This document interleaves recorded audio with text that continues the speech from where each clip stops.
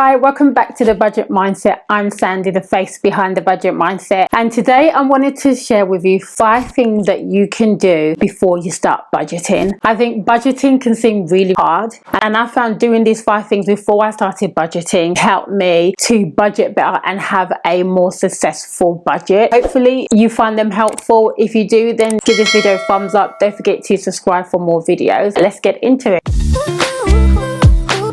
The first one is to know your why. I think it's really important to have a why that is motivating you to start budgeting. Is your why to create a better life for yourself? Is your why to pay off debt? Is your why to become debt free? Is your why to save up for a house deposit? I think if you have a why that is motivating you, it will help you not only to start budgeting, but carry on budgeting when it gets tough. Your budget rarely goes 100% to plan. There's always going to be things in there that end up coming up where you have to adapt and adjust. But if you have a strong why, it will help you throughout your budgeting journey, and it help you just to keep on budgeting and keep on trying to manage your money. You really need to have a why that is really important to you, that every time you think about it gets you fired up to make more money, to pay off debt, to save more money, or just better manage your money. The second one is to know your personal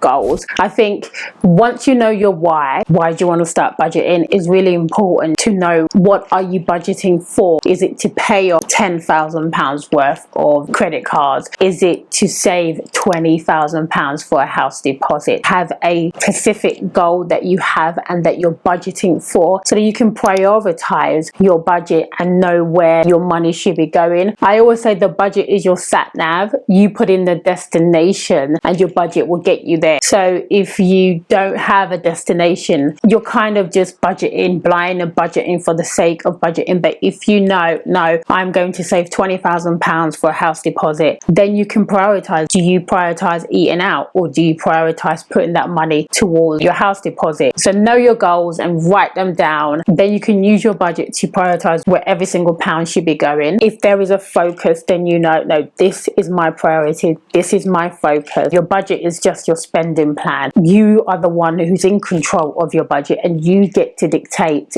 where your money should be going. And so make sure that you have a goal that's really important to you, that gets you fired up, and that every time you think about it, you're like, yes, I have to budget my money, I have to manage my money because I want to achieve this goal. It's really important to have a really motivating goal. The next thing is to do a spending analysis. You might have a goal, a destination, but if you don't know your starting point, you won't know which direction you should be going. By doing a spending analysis, you will be able to see how much money you have coming in, from which sources that money is coming in. You'll be able to see where that money is going, which expenses or categories are taking up the majority of your money, and is that where you really want it to go. If your money is going to 5 subscriptions, do you really need 5 subscriptions? Do you need the Hulu, the Netflix? Do you need the Spotify, the iTunes? Do you need all that? No. By doing a spending analysis, you'll be able to see, okay, I can cut this out, I can cut this out. We don't need this. Instead of us eating out every single day, we can eat out once a week and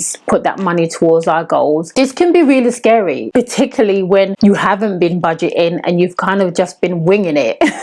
It can be very scary to look at your numbers and to see what is really going on, because a lot of us have an idea that we are overspending, but we're just scared to kind of sit down and look at the numbers. But don't be scared. Think of it as it's you gaining control, and it's you knowing, okay, this is my starting point, and now I know where I'm starting off, so I can make a spending plan because I know my numbers. Can be scary, but just do it, because it puts you in the driving seat. It puts you in control of your money, and then you can direct it to where you want it to go, which is to your priorities and your goals. I think it's really important to track your expenses. This is such a difficult thing for people to do, or it's something that people don't like doing because they think it's time consuming. But there are apps you can use that track your spending for you. I personally prefer to track my spending manually and in real time. So I track my spending as I spend, and then I will look at it at the end of the month and review it. I find it easier to do in real time than looking back time, because that will give you a current look at where your money is going. I use pen and paper. Some people like spreadsheets, some people like apps. Whatever it is that you like, I think it doesn't really matter as long as you're tracking your expenses and you're knowing how much money is coming in, how much money is going out, and how much money has been left over, if anything. So you can then, you know, prioritize it and put that money towards something that matters.